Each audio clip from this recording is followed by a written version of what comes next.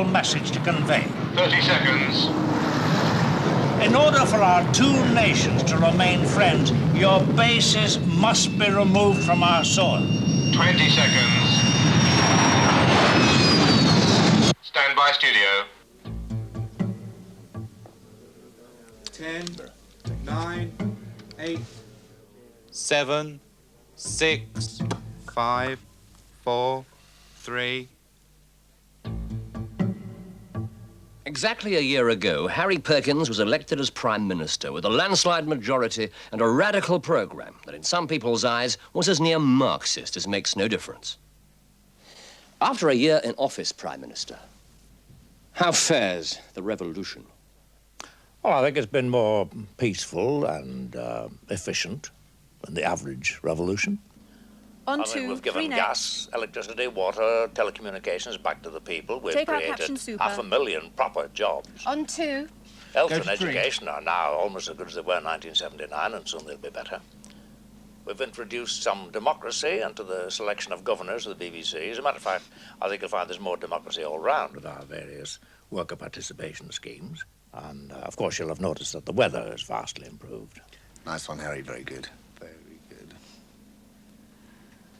Well, I'm sure we're all very grateful to you for the mildness of the weather, but if I could turn to the more controversial aspects of your programme, there is a view shared by many people in this country that you seem bent on jeopardising our very special relationship with the United States, quite apart from undermining national security. Well, if you look behind the hysteria of the tabloids, I think you'll find that I am simply carrying out the policies that I went to the voters with in the election. Be that as it may, Prime Minister, every junior journalist on every provincial newspaper in the land knows that your cabinet meetings are a shambles when it comes to defence. I mean, some have even turned into shouting matches. At the same time, you face a growing impatience from your own backbenchers. All my backbenchers are always impatient. I mean, that's their job. It keeps the Prime Minister on his toes. Tone up, Mr.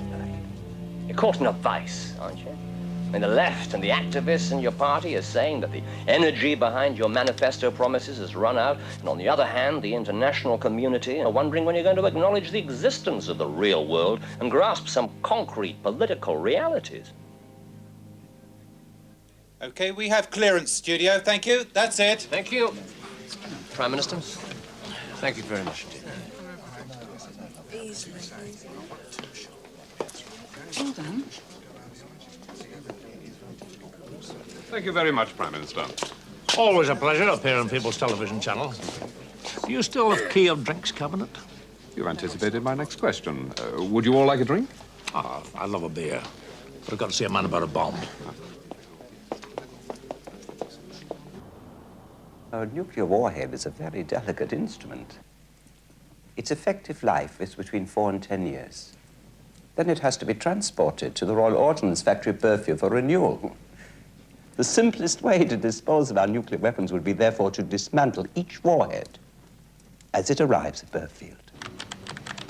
Now, if you were to speed up the process, I estimate you could dismantle all the warheads. Chief Scientific Advisor to the MOD. 3 to 5 years. Full positive vetting when he left Imperial College in 1964. You can't. Last security review 3 years ago. No problem. But you can make it very difficult and expensive by closing and dispersing the facilities at Aldermaston, at the Royal Ordnance Factory at Cardiff, and ultimately at Burfield. You are talking purely about a British nuclear arsenal? Yes. Anything in the Eastern European connection? What about the rest of Ukraine? I can only speculate. His parents were Polish. There was a query in 1968. Did they really die at Treblinka? My guess. Checked out okay. Political affiliation? None. Apparently, one of us. Hitherto. After they have gone, These are strange times. all the storage facilities on the bases. You might consider ploughing the land to make fields of corn. But I'm no expert in agriculture. Is it dangerous? A field of corn? Dismantling a nuclear warhead? It's a precise technical operation, but routinely carried out. Not at all abstract. It's quite practical, really. I've often thought it would make an interesting television program. Or even a media event. Like a moon landing. Oh, At least as good as the moon landing. Hearts and minds.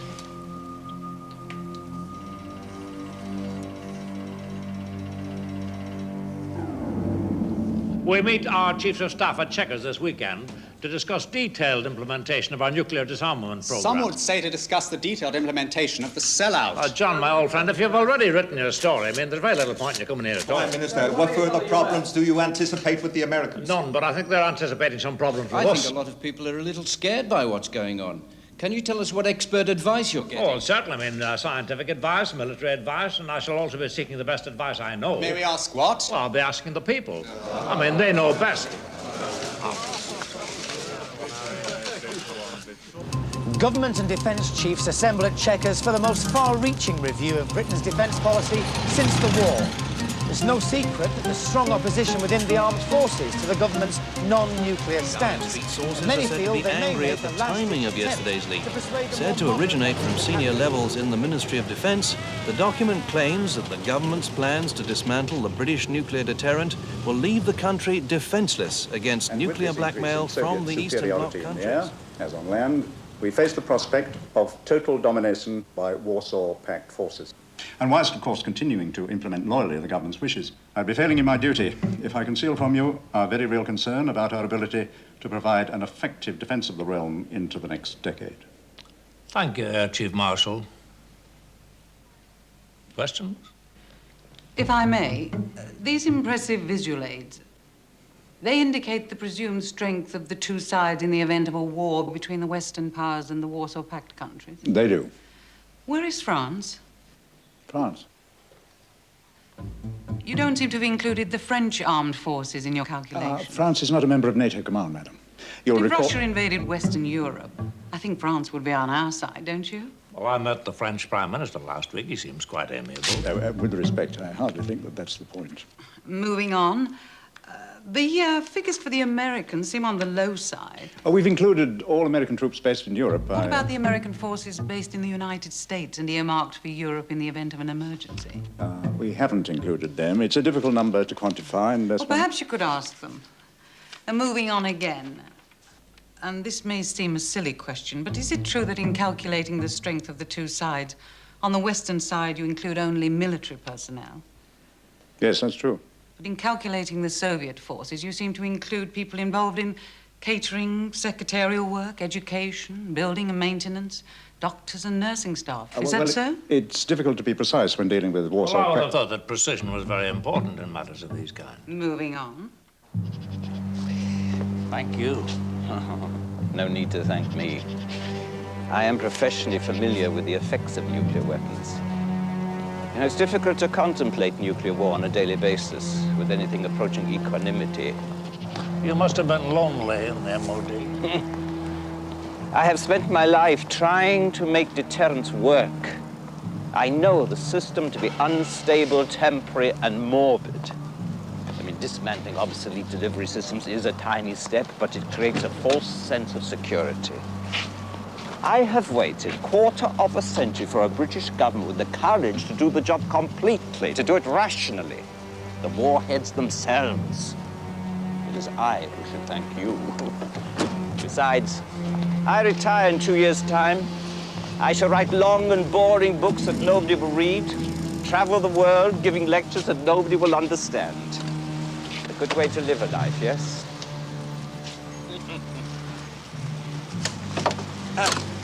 We'll come to your lectures. And read the books. In paperback.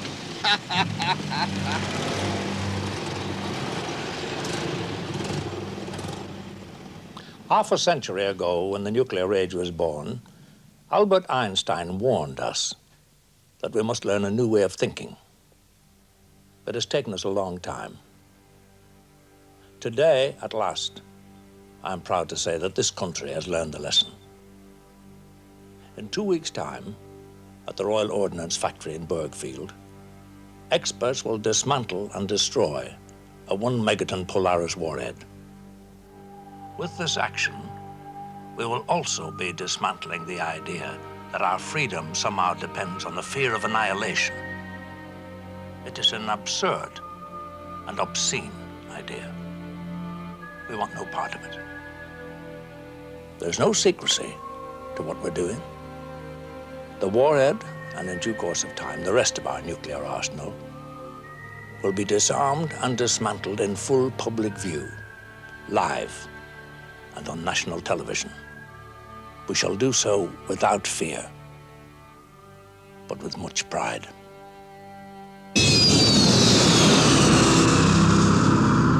Harry Perkins preaches about equality. There's nothing wrong with that. We all believe in equality, etc., etc. New paragraph. We believe in equality between people. We also believe in equality between nations. Harry Perkins does not.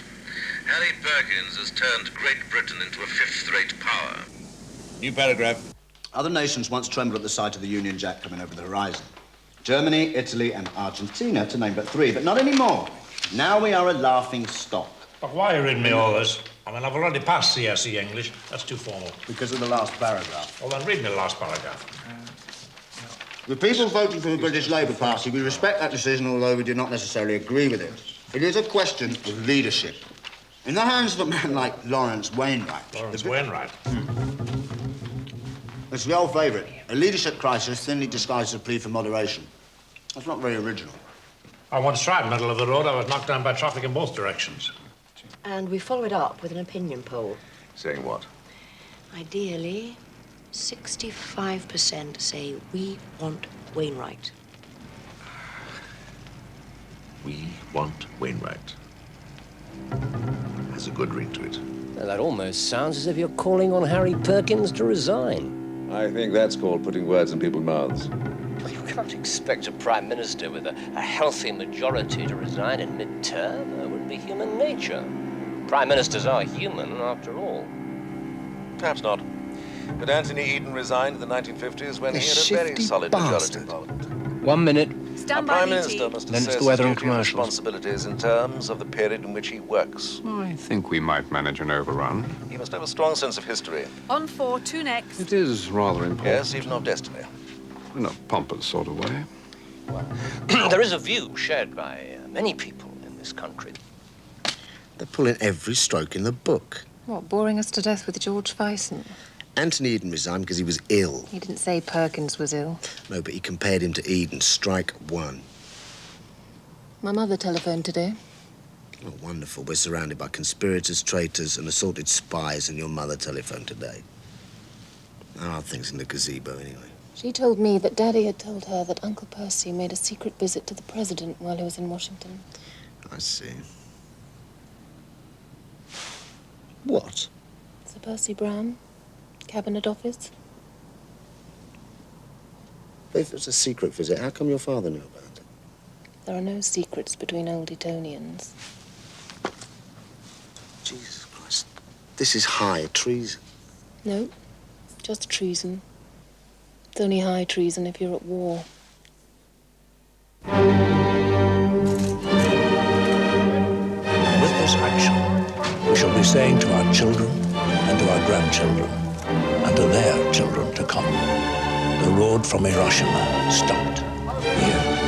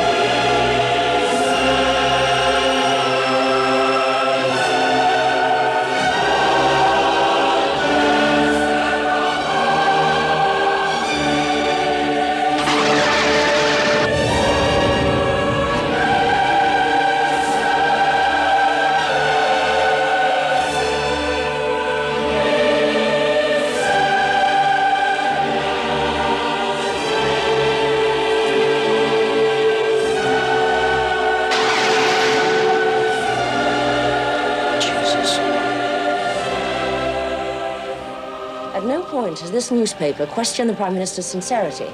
But it is now imperative that we question his judgment. Sanity. Sanity. He claims a worldwide audience of millions for his media circus extravaganza in Burfield. It would be instructive to know what the viewing figures were in Moscow.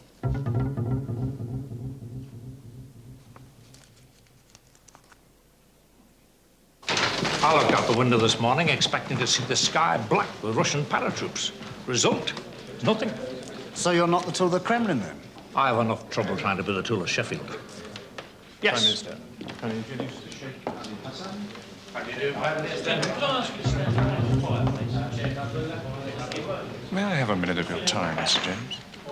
By all means. I've checked his medical records for the last 20 years. He really is as healthy as he claims to be. Nothing hereditary or incipient? Nothing. So be it. What about mental problems? Paranoia? Sensitive area. Remember Wilson.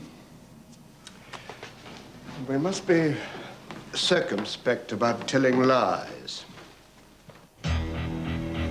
As Secretary of State Morgan arrives at Chequers for hard-hitting talks with the British, the chairman of the Senate Armed Forces Committee has called on the U.S. to send a clear signal to the Perkins government that it will not tolerate any repetition of what he called last week's dangerous confusion of TV showbiz with the vital defense of the West. Senator McDowell was speaking at a reception in Washington. Today's talks will center on the controversial issue of U.S. bases in Britain. Gentlemen, in this afternoon session, I intend to present to you not vague, woolly or pious suggestions, but concrete proposals about precisely what should happen to which bases, how it should happen, and when. I'm sure you will treat them with the seriousness they merit. Now, this morning, may I outline the present situation? I draw your attention to a map of the British Isles.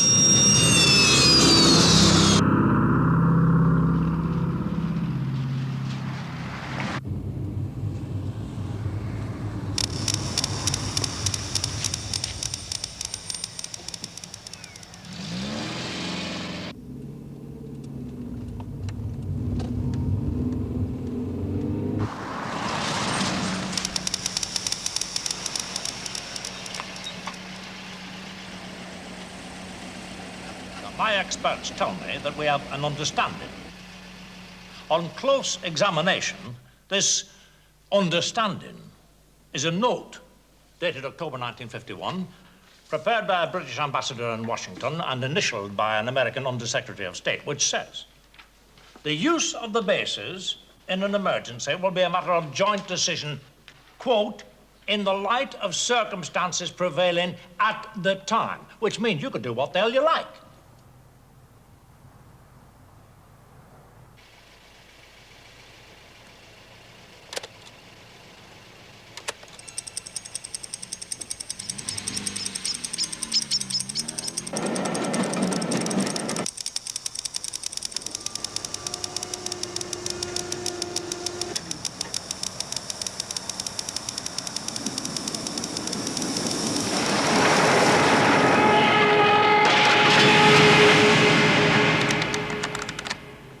When did you hear? 2 or 3 minutes ago, the police telephoned. Tell Sir Percy Brown I want him in my office.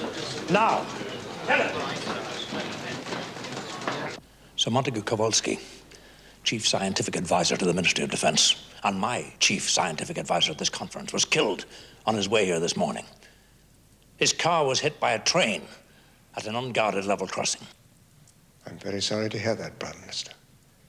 I didn't know Sir Montague well, but... But you had a file on him. Everyone who works for the Ministry of Defense has to have security clearance. You know he believed passionately in nuclear disarmament. You know that? Why so reticent? It's your job to know things like that. I was aware of his feelings. I was also aware that he always maintained a proper scientific objectivity in his work. I'm very glad you were aware of that, Sir Percy. Presumably you want our people to carry out a full inquiry? No. Into the circumstances of the accident? I'll ask the police to do that. Career uniformed officers only. I want you people to keep your noses out. And the special branch as well. I see. And however implausible it may seem, if there's the merest hint that any of your people were involved in creating this accident, even at the level of an overzealous freelance operator, I shall want your immediate resignation. The Chief Constable? Yeah, okay. 2 seconds. A man called Williamson. Right, let me check. Yes, he's a friend. Yeah, of course, yes. I'll do that immediately.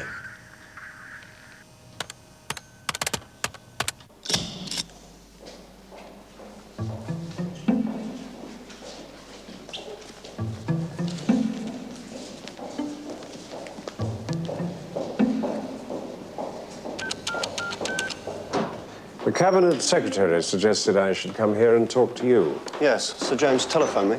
It's probably very trivial. Just give me the details, Mr. Tweed. The department will assess its triviality. As you know, I see most of the Prime Minister's mail when it arrives each day. And throughout your career, you've maintained an impeccable record in matters of confidentiality. We know that. But Mr. Perkins is not like other Prime Ministers. And you must tell us what you know. Well, there seems to be a woman in his life. Name? Helen. And what does she do, this Helen?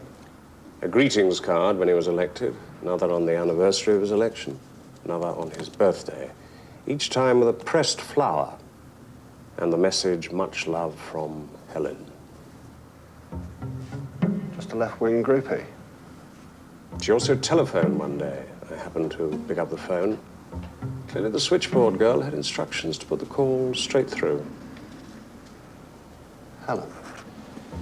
I took the liberty of retrieving 2 of the envelopes. Thank you. And I also checked the telephone number.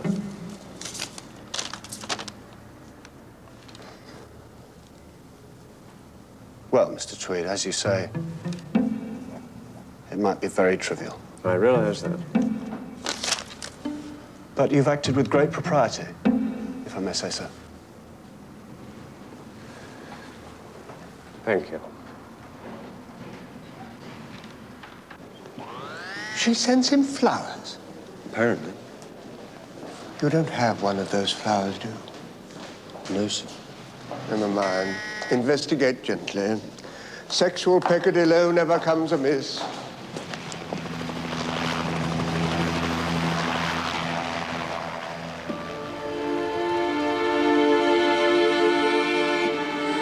I've had the report on Kowalski's accident.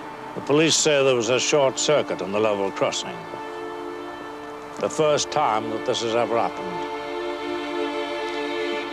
And it just happens to kill the one man we needed most at the moment.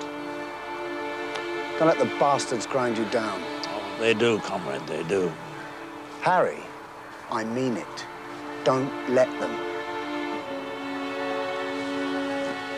Sorry, comrade. Back to work. Would you believe Our Lady of the Flowers is something in the city? Helen Jarvis, formerly Helen Spence. She and her husband run an investment trust in the city. Strange company for Perkins. I gather it's an ideologically sound investment trust. What on earth does that mean? Broadly speaking, they don't invest money in anything that involves armaments or insecticides or paying low wages to black people. One wonders how they survive. Apparently, there's a demand for pristine profit. All those people who read The Independent. They have an office in the city and a house in Camden. Helen Jarvis always travels by public transport. Michael Jarvis spends a lot of time out of the country looking for honest investment opportunities. He never flies first class. They sound tediously correct. There is a brighter side. Good. The Jarvis Trust helped set up the Perkins loan. Really? And took a commission from the Moscow State Clearing Bank. But nothing illegal? Nothing illegal. Most of this is from the national computer. You seem to be offering me 2 paragons of absolute virtue. And once in a while, the woman sends him a flower. stuff to topple governments, Mr. Fiends. It rather depends on how one views the objective circumstances. The eye of the beholder. Precisely. I have a very simple message to convey. The same message I gave you when we began these talks 3 weeks ago. And forgive me if I bore you with a repetition. In order for our two nations to remain friends, your bases must be removed from our soil. We hear what you're saying. But in the real world of what is technically feasible and logistically possible, these things take time. We have in mind 18 months. Look, we're prepared to negotiate on months, but the number of years is 5. And they can still be friends, Harry. Well, I have an open and honest disagreement with the Prime Minister about Labour's defence policy. The Labour Party does allow open and honest disagreement. Not about ideals, we all agree about those, but about ways and means. You shit. It's all too easy to be seduced by emotional rhetoric and showbiz images. But in the real world of nuclear weapons and the delicate balance between East and West, I'm afraid realities are harder to face. We can only go forward with the support and understanding of our allies in the Western world. See, socialism is about more than dreams. Let me put it this way. In the late 1970s, Perkins had an affair with a woman. Last year, the same woman was at the heart of a financial rescue that saved Perkins from political disaster. But you said yourself there was nothing illegal. It isn't a question of illegality. It's more a question of appearances. And, though I know you hate the word, packaging. I hate the word. As much as you hate Perkins? On the contrary, he's a very affable fellow.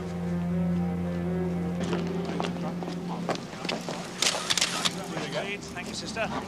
Marvellous. Thank you for very kind. No, he's not bleeding ill. Neither is he poorly nor is he unwell. Come on, Dave. Do me a favour. I've seen you look worse on a Monday morning. You know, there is absolutely no story. Thank you. As I have told you many times, I have a full medical check every 6 months, and yesterday was the day. Can you tell us what the results Now, are? in the time-honoured prime ministerial phrase, I have here a piece of paper proclaiming my 100% fitness.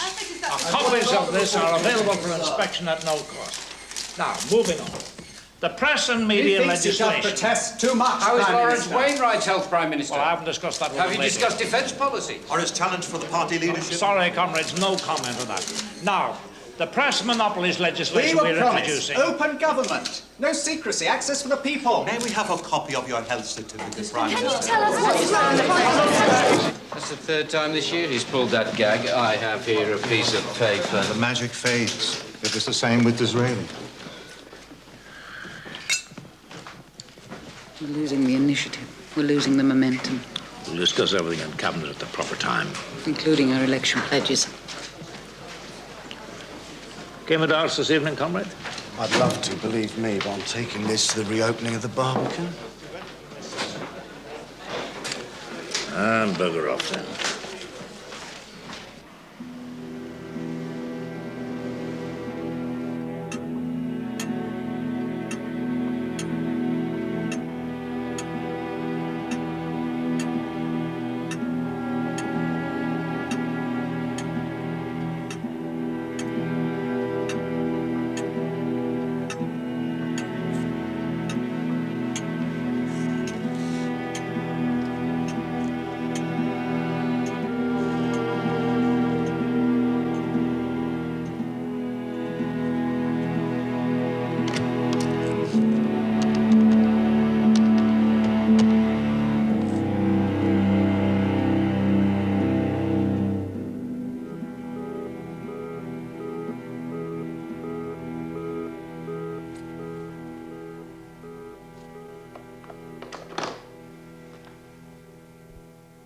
That's only half the story. When do I get the other half?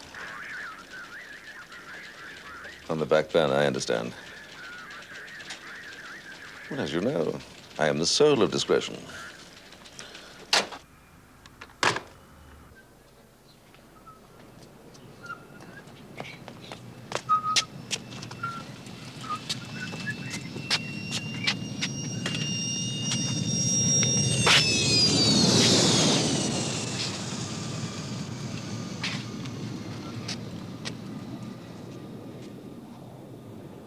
I can't tell a lie.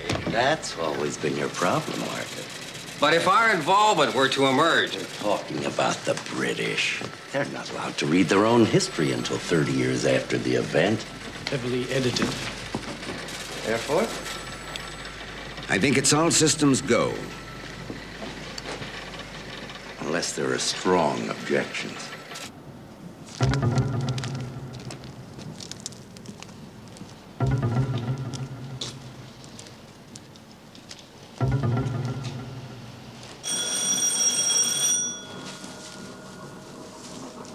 Harvey, don't do that. I'm not doing anything. Just don't. I'm not doing anything, honest. Mrs. Jarvis? Yes? Mrs. Helen Jarvis? Yes? You must forgive my bothering you at the weekend, but I wonder if you might spare me a few minutes. Of course. Come in. Would you like to go through into the living room? I need a couple of minutes with the washing machine. It's through there. Would you like some tea? Thank you. Before you were married, you were Helen Spence. Spencer, not Spence. Spencer? Really? I clearly remember being born with the name of Spencer. Forgive me, a computer error on my part. You didn't come here on a Sunday morning to check my name. It's a little more complicated than that. Perhaps the simplest way would be if I tell you what I know. I know that in 1977 you spoke at a conference in Derbyshire on alternative economic policies. Alternative economic strategies. I'm sorry. Another computer error? At that conference you met Harry Perkins and started an affair that continued for several weeks. I don't think that's any of your business.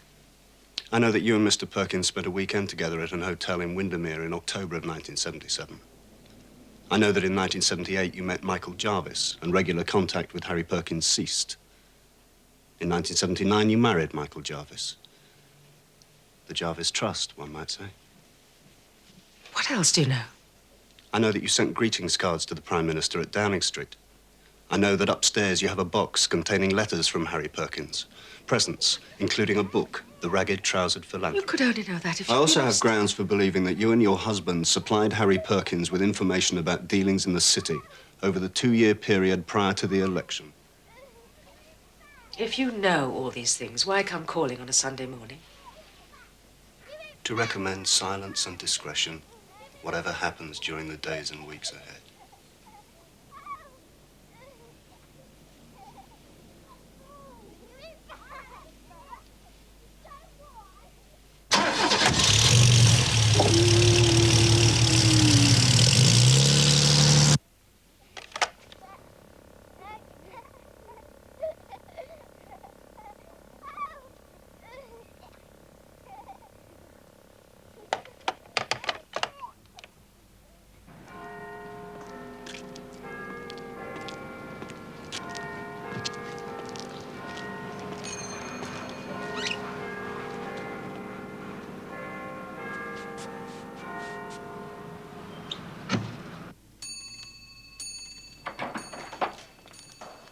Thank you for agreeing to see me, Prime Minister. I like to make myself available to the voters, Sir Percy. I tried to indicate on the telephone what it was about. An indiscretion. I suspect I have a very clear picture in my mind of what you have in your mind. Have you? You've discovered I had an affair with Ellen Spencer, who later became wife and partner to Michael Jarvis. Their company helped secure the loan that saved my administration. But what about the payments? Jarvis Trust was paid commission at the standard professional rate. Not those payments, Prime Minister. The payments to you. There were no payments to me. You must understand, Prime Minister, that I'm here purely as a bearer of messages. I was asked to show you these bank statements. I can show you my bank statements. I'm with the co-op. Current account, deposit account, both healthy. Job pays well. This is ridiculous. I mean, I've joked about Tories with Swiss bank accounts, but I've never seen a bank statement from one. This must add up to £300,000. I've often joked about Labour leaders being in the pay of the Kremlin, but I've never actually seen a prima facie example. These are forgeries, of course. But that's not the point, is it?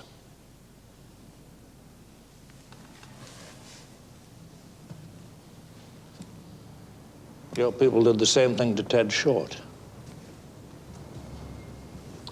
By the time you prove anything, damage is done. And of course, you have no alternative but to accept the evidence as is presented to you.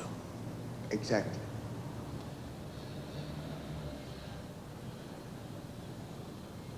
Is all this accompanied with a proposition? Yes. May I hear it? There are zealous, in my view, overzealous people in my department who would like to leak all this to the press. I find the idea distasteful.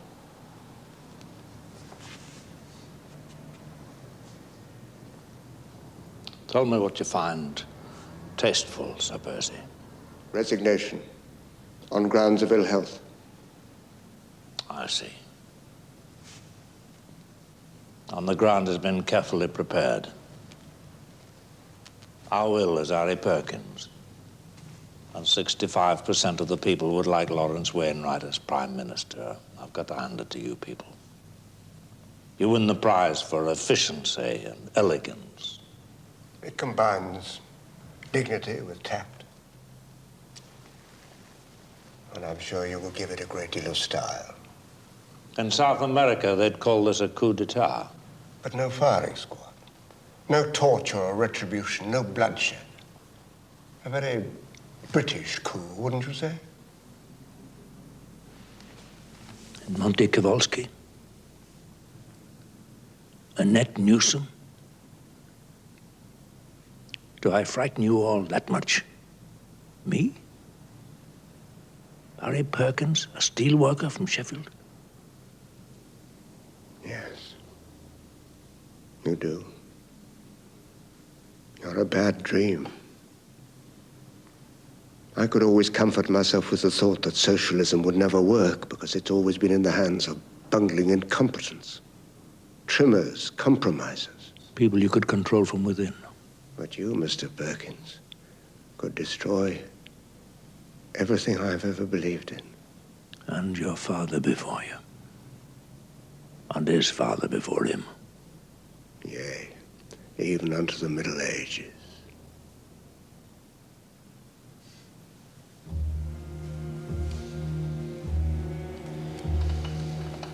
You show alarming signs of turning into a major statesman. And you can't allow that. You and your ancestors.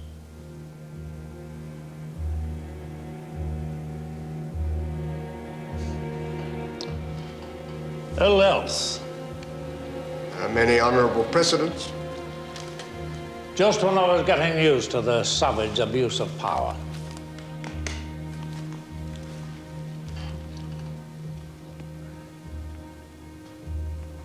You and your ancestors have got yourselves a deal, Sir Percy.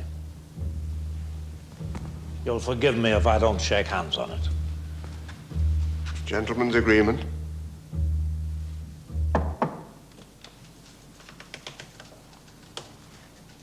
Don't forget, I have ancestors too.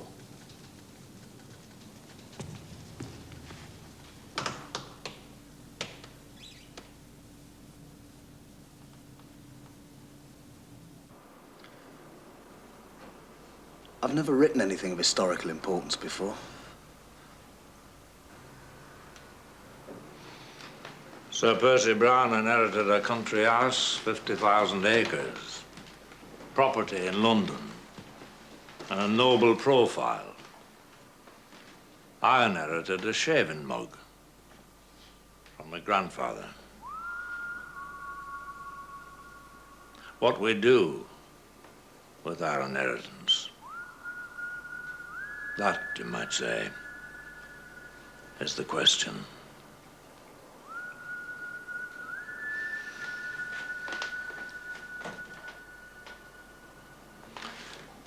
Comrades, that should make them listen. Comrades and friends? Belt and braces? Stand by, auto cue. Stand by, studio, Now 30 on your opening seconds. paragraph. They'll be coming to us from network control in about 25 seconds from now. Right, settle down now. Nice and quiet, studio. 20 seconds. This is BBC One. And now follows a special prime ministerial broadcast by the Right Honourable Harry Perkins MP. 10 seconds. This broadcast is also being seen on BBC Two, ITV, Channel 4, and on all cable and satellite networks. The Prime Minister. Comrades and friends, I have in front of me a machine called an auto cue, a speech which I wrote earlier today, which has been circulated to all the major broadcasting organizations and newspapers of the world, has been fed into that auto cue.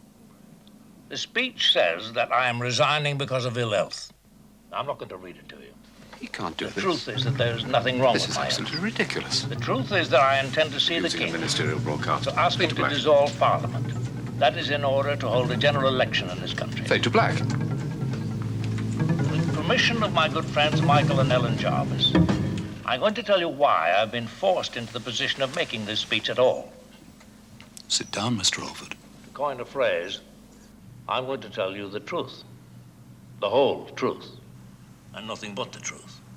He can't do that. He's the Prime Minister. It may be that the Times newspaper will once again call me a simple-minded fool, as it did during the general election campaign, but so be it. If it is simple-minded and foolish to think that a Prime Minister should tell the truth, then to be sure, I am a simple-minded fool. The truth. In 1977, I had a brief affair with a young woman called Ellen Spencer. Her name is now Ellen Jarvis. The affair was sweet, tender, and short-lived. 2 days ago, I had a visit from a senior civil servant who passed on to me accusations of corruption involving the Jarvis Trust, the Moscow State Clearing Bank, but chiefly myself. I am accused of receiving £300,000 paid into bank accounts I never knew existed, with the implication that this money came directly from the Soviet government. Since that meeting, I have had information from a good friend in a foreign government, indicating how that money was paid and by whom. I'm calling an immediate public inquiry into these allegations of treason and corruption. And the people who made the allegations will be called upon to testify publicly as to their evidence, their sources, and motives. I'm calling a general election for June the 11th, because there is a much more important issue at stake here than the future of Harry Perkins, steelworker from Sheffield. You, the people, must decide whether you prefer to be ruled by an elected government or by people you've never heard of, people you've never voted for, people who remain quietly behind the scenes, generation after generation, yea, even unto the Middle Ages. Who will free me from this turbulent priest?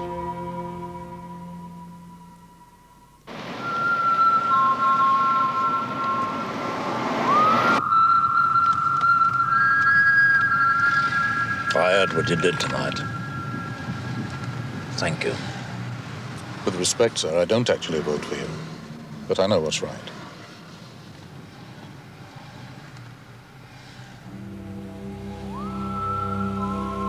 Such are the days that shall be. But what are the deeds of today? In the days of the years we dwell in, that wear our lives away. Why then, and for what are we waiting? There are but 3 words to speak. We will it. And what is the foeman? But the dreams strong wakened and weak.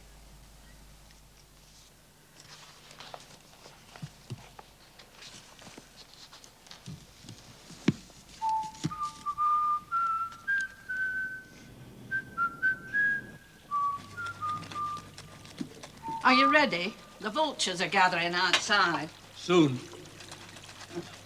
Your granddad's.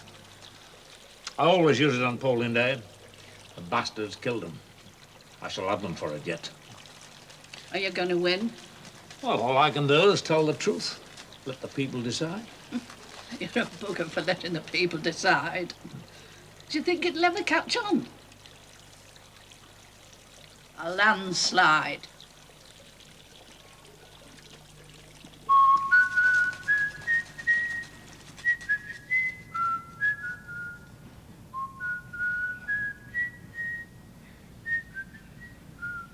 This is the BBC World Service. The headlines at 0600 GMT. In Chile, the death toll in the Santiago earthquake has risen to 200. In London, the political upheaval of the last 3 weeks following the recent adjournment of Parliament appears to be drawing to a close. A statement on behalf of the authorities at Buckingham Palace will be issued later this morning, which is expected to clarify the constitutional situation. World stock markets have responded favorably to yesterday's announcement by OPEC that it is to peg oil prices at their current